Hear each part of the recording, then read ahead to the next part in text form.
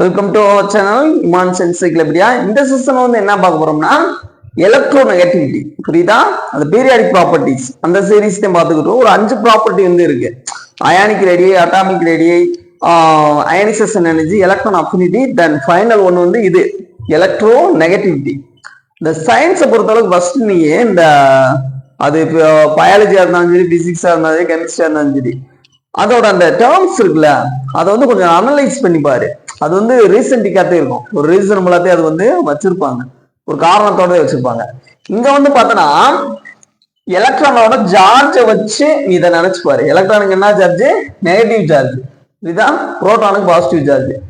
Electro negativity, புரியுதா? எலக்ட்ரானை தன்னை நோக்கி இழுத்துக்கிறதுனால, புல்லிங் டுவார்ட்ஸ் இட் செல்ஃப், அதை நோக்கி இழுத்துக்கிறதுனால அதுக்கு வந்து நெகட்டிவ் சார்ஜ் வர்றதே எலக்ட்ரோநெகட்டிவிட்டி, புரியுதா?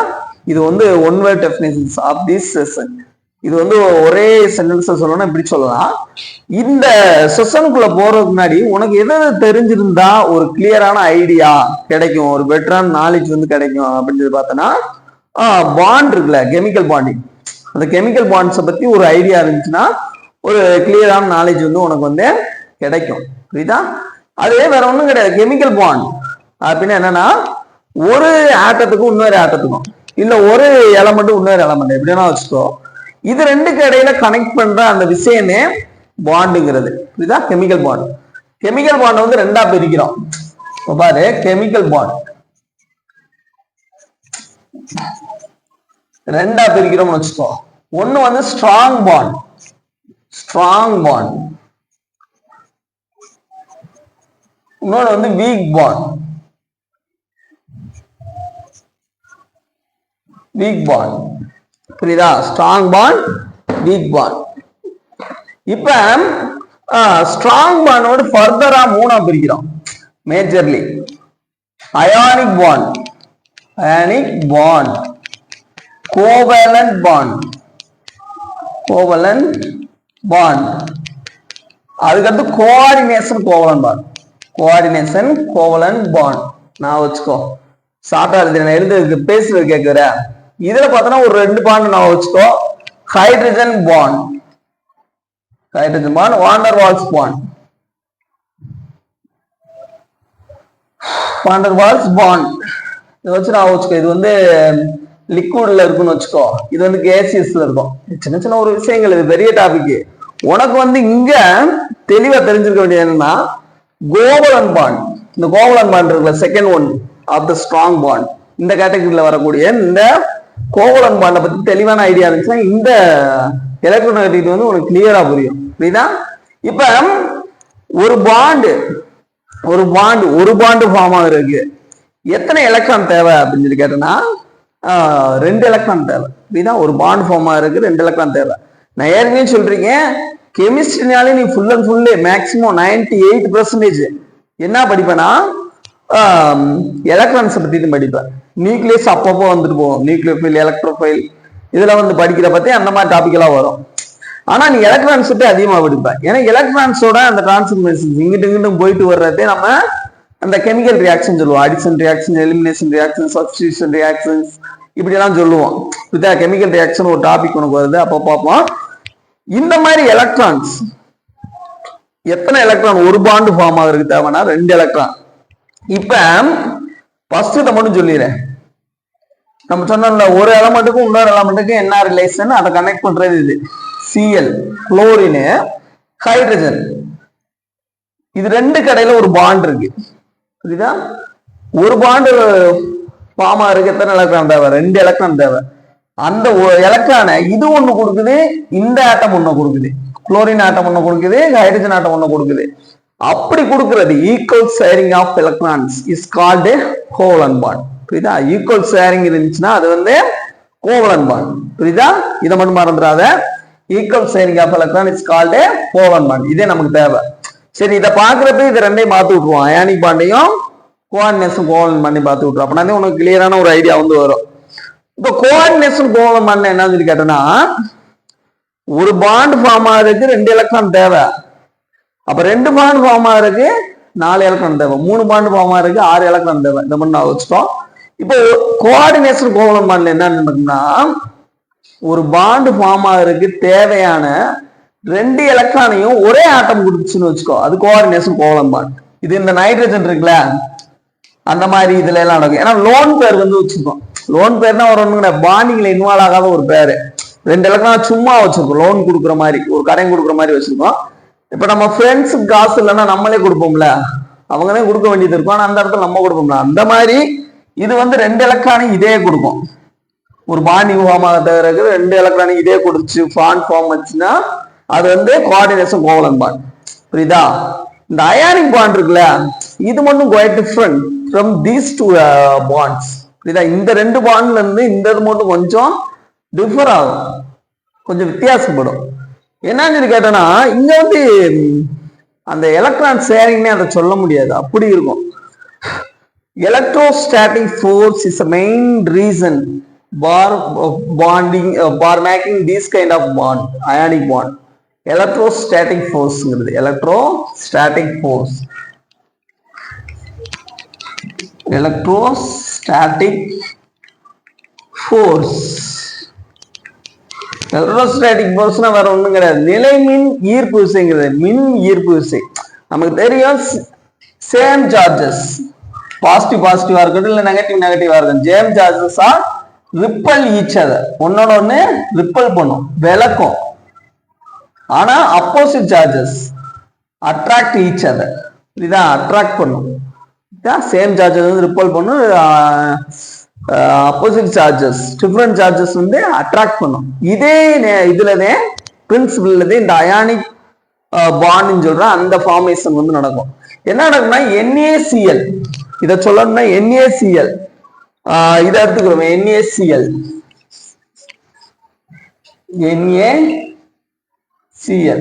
இது வந்து சோடியம் குளோரைடு, தெரியுமில்ல? சோடியம் குளோரைடு வீட்டுல சாப்பிடுற அந்த எடிபிள் சால்ட் இருக்குல்ல, நம்ம சமையலுக்கு யூஸ் பண்றது கிச்சன் சால்ட், அதுதான் NaCl, சோடியம் குளோரைடு. இது வந்து நான் எலக்ட்ரோநெகட்டிவிட்டி ஏற்கனவே எழுதி காமிச்சாச்சு. எலக்ட்ரோநெகட்டிவிட்டி வேற ஒன்றும் கிடையாது. சோடியத்துக்கு வந்து 11, குளோரினுக்கு வந்து 17. என்ன செய்யும்னா அவுட்டர் செல்ல வந்து ஒரு எலக்ட்ரான் இழந்தோ இல்ல வாங்கியோ வந்து 8 எலக்ட்ரான் மெயின்டைன் பண்ணும். அதுக்கு பத்தி ஆக்டேட் ரூல்ங்கிறது.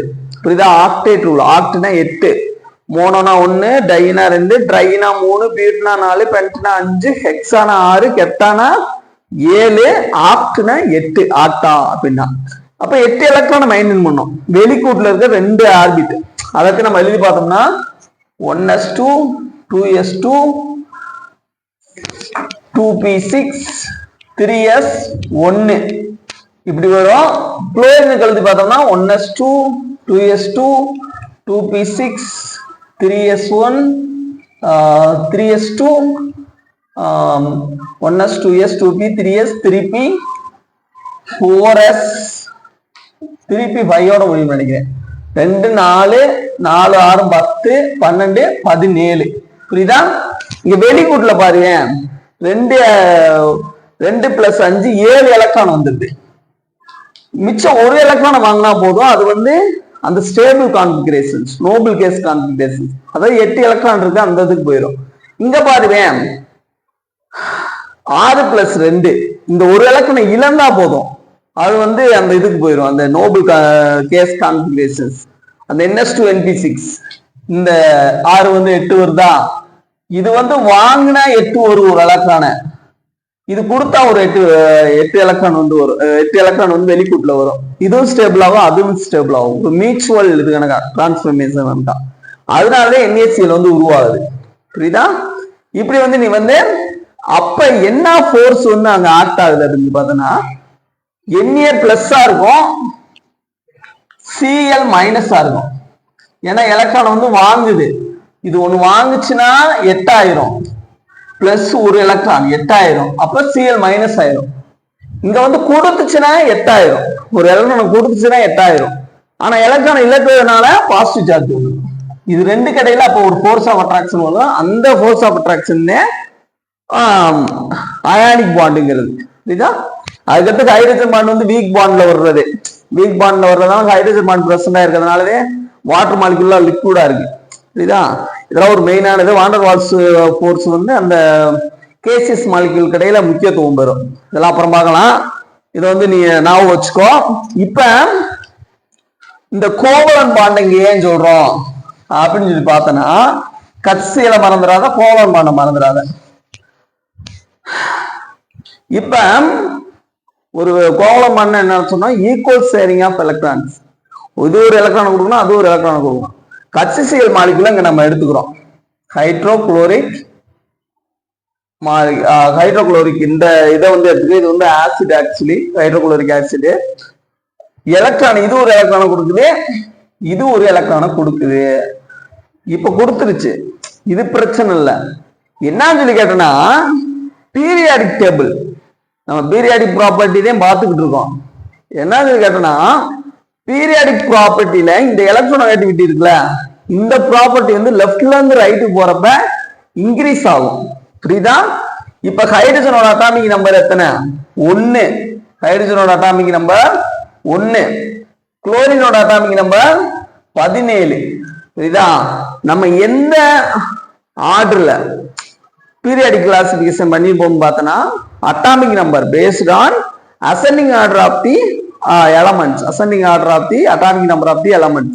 புரியுதா? அட்டாமிக் நம்பரோட பேசிஸ்ல தான் அந்த பீரியாடிக் கிளாசிபிகேஷன் நம்ம பண்ணிருப்போம். அப்போ 1ங்கிறது ஃபர்ஸ்ட் வந்துடும், குளோரின்ங்கிறது 17வது இடத்துல வரும். அப்ப லெஃப்ட்ல இருந்து ரைட்டுக்கு போறப்ப எலக்ட்ரோநெகட்டிவிட்டி வந்து இன்க்ரீஸ் ஆகும். புரியுதா? அப்ப ஹைட்ரஜன் வந்து எலக்ட்ரோநெகட்டிவிட்டி ரொம்ப ரொம்ப கம்மி. ஏன்னா வெரி ஃபர்ஸ்ட் எலமெண்ட் இந்த பீரியாடிக் டேபிள் இந்த ஹைட்ரஜன். ஆனா 17வது இடத்துல இருக்கு குளோரின் வந்து. அப்ப இதுக்கு வந்து எலக்ட்ரோநெகட்டிவிட்டி வந்து அதிகமா இருக்கும். எலக்ட்ரோநெகட்டிவிட்டினா வேற ஒன்றும் கிடையாது, electron pulling power towards itself. எலக்ட்ரானை தன்னை நோக்கி இழுத்துக்கிற அந்த பண்புக்கு வருதே எலக்ட்ரோநெகட்டிவிட்டி. இதை காட்டிலும் இதுக்கு வந்து எலக்ட்ரோநெகட்டிவிட்டி அதிகம். ஹைட்ரஜனை காட்டிலும் குளோரினுக்கு எலக்ட்ரோநெகட்டிவிட்டி அதிகம். அப்ப என்ன செய்யும்னா, இந்த எலக்ட்ரானை கொடுக்கும், கொடுத்து இந்த பாண்டை வந்து ஃபார்ம் பண்ணிடும். கொடுத்ததும் இல்லாம இந்தோட எலக்ட்ரான் இருக்குல்ல, இந்த ஹைட்ரஜனோட எலக்ட்ரானு, அதையும் இந்த பாண்டு இதே இழுத்து வச்சுக்கிறோம். இப்படி இழுத்து வச்சுக்கிறோம், ரெண்டையும் குளோரினே இழுத்து வச்சுக்கிறோம். புரியுதா? இப்படி இழுத்து வச்சுக்கிறதுனால இது மேல என்ன செய்யும்னா, ஸ்லைட்லி நெகட்டிவ் சார்ஜ் வந்துடும். நெகட்டிவ் சார்ஜ்னா வேற என்ன, எலக்ட்ரான் இதை நோக்கி இழுத்து வச்சுல, எலக்ட்ரானுக்கு வந்து நெகட்டிவ் சார்ஜ். ஸோ எலக்ட்ரான் இதை நோக்கி இழுத்துக்கிறதுனால இதுக்கு எலக்ட்ரான் நெகட்டிவ் சார்ஜ் வந்து வந்துடுது குளோரினுக்கு வந்து. எலக்ட்ரான் வந்து இது வந்து இழந்துருச்சு. புரியுதா? ஹைட்ரஜனோட அட்டாமிக் நம்பர் 1. அட்டாமிக் நம்பர்னா என்ன சொல்லியிருக்கோம், number of electron present in an atom. ஒரு ஆட்டத்துல பிரசன்ட் இருக்கக்கூடிய எலக்ட்ரானோட எண்ணிக்கை அட்டாமிக் நம்பர். ஒரு எலக்ட்ரானையும் இழந்துருச்சு. அப்ப இது இழந்துருச்சுன்னா இது மேல பாசிட்டிவ் சார்ஜ் வந்துடும், ஸ்லைட்லி பாசிட்டிவ் சார்ஜ். இப்ப எலக்ட்ரான் இதை நோக்கி இழுத்துக்கிறதுனா இது நெகட்டிவ் சார்ஜ் வருதா, இந்த ப்ராப்பர்ட்டிக்கு பேருதே எலக்ட்ரோநெகட்டிவிட்டி. இந்த ப்ராப்பர்ட்டி வந்து லெஃப்ட்ல இருந்து ரைட்டுக்கு போறப்ப இன்க்ரீஸ் ஆகும், குரூப்ல டாப் டு பாட்டம் வர்றப்ப டிக்ரீஸ் ஆகும். இது வந்து இன்க்ரீஸ் ஆகும், லெஃப்ட்ல இருந்து ரைட்டு டாப் டு பாட்டம் வர்றப்ப இன்க்ரீஸ் ஆகும். புரியுதா? இவ்வளவுதான் இந்த டாபிக். நான் வச்சுக்கோ, உனக்கு புக்கில் வந்து ஒரு இதா கொடுத்துருக்காங்க, பிரிஞ்சு போயிடும், இது குளோரின் மைனஸ் சார்ஜ் வாங்கிட்டு போயிடும், ஹைட்ரஜன் வந்து பாசிட்டிவ் சார்ஜ் வாங்கிட்டு இப்படி தனியா போயிடும். அந்த படத்தை போட்டு இப்படி போட்டிருக்காங்க, ஒரு படம் போட்டிருக்காங்க, அதுல H+ Cl- தனியா பிரிஞ்சு போறதானே காமிச்சிருக்காங்க. ஆனா உண்மையில பார்த்தோன்னா இப்படித்தான் இருக்கும், கொஞ்சம் பாசிட்டிவ் சார்ஜா இருக்கும், slightly positive charge and slightly negative charge. இதான் இழுத்து வச்சுக்கிறோம். இந்த பாண்டில் இருக்க எலக்ட்ரானை மேக்சிமம் இதை நோக்கி இழுத்து வச்சுக்கிறோம். புரியுதா? இதே இதோட நேச்சர். தென் பார்த்தனா அயானிக் கோவலன் பாண்டு, இந்த எலக்ட்ரோநெகட்டிவிட்டியை கண்டுபிடிக்கிறதுக்கு, எஸ்டிமேட் பண்றதுக்கு, இல்ல மெஷர் பண்றதுக்கு ஒரு மெத்தட் இருக்கு. பாலிங் மெத்தடை வச்சு நம்ம அதை வந்து மெஷர் பண்ணலாம். இது அது வந்து ஹையர் கிளாஸ்ல படிப்பேன். இதை வச்சு எப்படி நம்ம இது பண்றது அப்படின்னு பார்த்தோன்னா, இப்ப இந்த பிஹெச் ஸ்கேல் இருக்குல்ல, 7 இருந்தா நியூட்ரலு, அப்புறம் பேஸ், ஆசிட், இதெல்லாம் வந்து கண்டுபிடிப்போம்ல பிஹெச் ஸ்கேலை வச்சு. அதே மாதிரி அயானிக் நேச்சரா இருக்கா இல்ல கோவலன் நேச்சர்ல இருக்கா, ஒரு பாண்டு வந்து அயானிக் பாண்டா கோவலன் பாண்டா. இப்ப பார்த்தையா, பாசிட்டிவ் நெகட்டிவ் இருந்துச்சுன்னா அயான்ஸ் சொல்லியிருக்கோம், அயானிக் பாண்டுன்னு சொன்னேன். இந்த Na+Cl-. புரியுதா? Ionic bond. இல்ல ஈக்குவல் ஷேரிங் ஆஃப் எலக்ட்ரான் இருந்துச்சுன்னா கோவலன் பாண்டு. இப்ப இதுல வந்து ஸ்லைட்லி பாசிட்டிவ் சார்ஜ் இருக்கு, ஸ்லைட்லி நெகட்டிவ் சார்ஜ் இருக்கு. பாசிட்டிவ் நெகட்டிவ் வந்து இருக்கு. இதுக்கு இடையில ஃபோர்ஸ் ஆஃப் அட்ராக்ஷன் வந்து இருக்கும். ஸோ இதை வந்து நம்ம அயானிக் பாண்டுன்னு சொல்லலாம். அப்படி சொல்லலாமா வேணாமா அப்படின்னு டிசைட் பண்றதே இந்த ஸ்கேல். இந்த போட்டிருக்கோமா 1.7 இருந்துச்சுன்னா அதுலயும் அது கூட சேமா இருக்குல்ல இந்த பிஎஸ் ஸ்கேலு 7 வந்து நியூட்ரல் போகும். 1.7 இருந்துச்சுன்னா அந்த எலக்ட்ரோ நெகட்டிவிட்டி டிஃபரன்ஸ் ஒரு எலமெண்ட்டுக்கும் இன்னொரு எலமெண்ட்டுக்கு இடையில இருக்கா அந்த டிஃபரன்ஸ் வந்து 1.7 இருந்துச்சுன்னா 50-50 சான்சஸ். 50% அயானிக் பாண்டா இருக்கும், 50% கோவலன் பாண்டா இருக்கும். புரியுதா? தென் 1.7 வந்து கிரேட்டரா இருந்துச்சுன்னா 1.7 காட்டில அதிகமா இருந்துச்சுன்னா கோவலன் பாண்ட் நேச்சரா இருக்கும். Covalent bond equal sharing of electrons.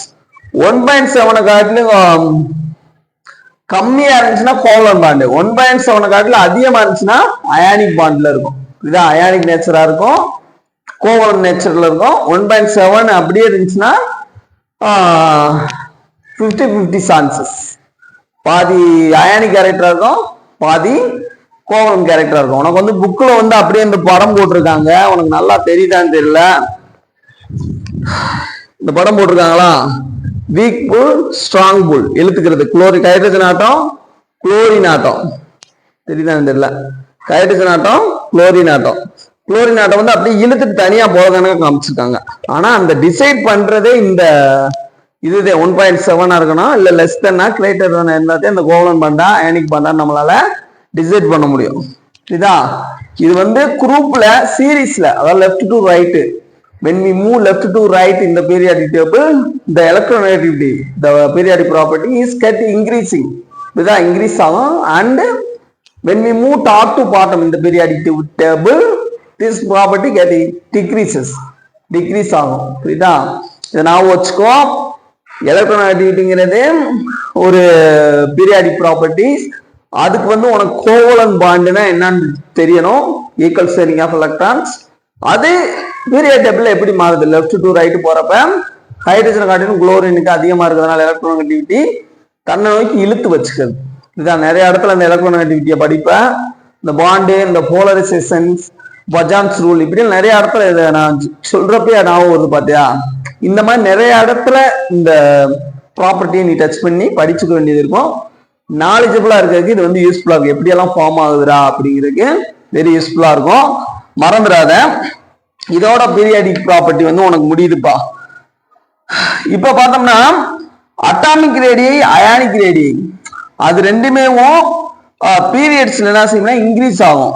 குரூப்ல வந்து பீரியட்ஸ் வந்து டிக்ரீஸ் ஆகும். அதாவது லெஃப்ட் டு ரைட் மூவ் பண்றப்ப பீரியட்ஸ் வந்து டிக்ரீஸ் ஆகும். அடுத்த குரூப்ல வந்து இன்க்ரீஸ் ஆகும். அந்த எனர்ஜி, அமௌண்ட் ஆஃப் எனர்ஜி, அந்த அயானிக் ரேடியஸ், அந்த ரேடியே இருக்குல்ல, அது வந்து பீரியட்ஸ்ல வந்து அந்த 7 பீரியட்ஸ் அதுல வந்து டிக்ரீஸ் ஆகும். லெஃப்ட் டு ரைட் போறப்ப டிக்ரீஸ் ஆகும். ஏன்னா ஒரே ஆர்பிட்ல போய் சேரும். டாப் டு பாட்டம் குரூப்ல வர்றப்ப இன்க்ரீஸ் ஆகும். ஏன்னா வேற வேற செல்லோட எண்ணிக்கை அதிகமாகிறதுனால இன்க்ரீஸ் ஆகாது. ஏற்கனவே சொல்லியாச்சு. அதுக்கடுத்து ionisation energy, electron affinity, electronegativity, இது மூணுமே ஒரே மாதிரி இருக்கும், ஒரே மாதிரி சேஞ்ச் ஆகும். என்னன்னு கேட்டனா பீரியட்ஸ்ல வந்து லெஃப்ட்ல இருந்து ரைட்டுக்கு போறப்ப இன்க்ரீஸ் ஆகும் அந்த ionisation energy, electron affinity, electronegativity மூணும். அதுக்கடுத்து குரூப்ல வர்றப்ப மேல இருந்து கீழே வர்றப்ப டிக்ரீஸ் ஆகும். புரியுதா? எலக்ட்ரான் அஃபினிட்டியும் எலக்ட்ரோநெகட்டிவிட்டியும் வேற வேற டாபிக், மறந்துடாத. Electron affinity na an amount of energy is released when we add to atom to form a anion. Amount of energy வந்து ரிலீஸ் ஆகும். நம்ம அந்த கேசியஸ் ஃபார்ம்ல இருக்க ஒரு ஆட்டத்துல எலக்ட்ரானை சேர்க்கிறப்ப ஆனையான ஃபார்ம் பண்றப்ப எனர்ஜி வந்து ரிலீஸ் ஆச்சு. அது வந்து எலக்ட்ரான் அஃபினிட்டி. ஆனா எலக்ட்ரோநெகட்டிவிட்டி வந்து கம்ப்ளீட்டா டிஃப்ரெண்ட். இது கம்ப்ளீட்டா டிஃபர் ஆகும். Electron pulling power towards itself in covalent bond. Covalent பாண்ட்ல இருக்க அந்த எலக்ட்ரானை தன் நோக்கி இழுத்துக்கிறது இந்த எலக்ட்ரோ நெகட்டிவிட்டி. புரியுதா? எலக்ட்ரான் தன் நோக்கி இழுத்து நெகட்டிவ் சார்ஜை தன் நோக்கி இழுத்து வச்சுக்கிறது. இதுக்கு பேர் போலரைசேஷன் ப்ராசஸ். பாசிட்டிவ் நெகட்டிவா பிரியுதா, ரெண்டு போலா பிரியுதா, ரெண்டு துருவங்களா பிரியுதா, அதனாலதான் இதுக்கு பேரு அயனைசேஷன் ப்ராசஸ். தென் அதோட வேல்யூ 1.7 இருந்தா 50 சான்சஸ், கிரேட்டர் லெஸ் தென் இருந்துச்சு, கிரேட்டர் தென் இருந்துச்சுன்னா கோவான் பாண்டு, சாரி 1.7 காட்டிலும் இன்க்ரீஸ் அதிகமா இருந்துச்சுன்னா கிரேட்டர் தென் இருந்துச்சுன்னா அயானிக் பாண்டு, லெஸ் தென் இருந்துச்சுன்னா கோவலன் பாண்ட் நேச்சரா இருக்கும். புரியுதா? தேங்க்யூப்பா.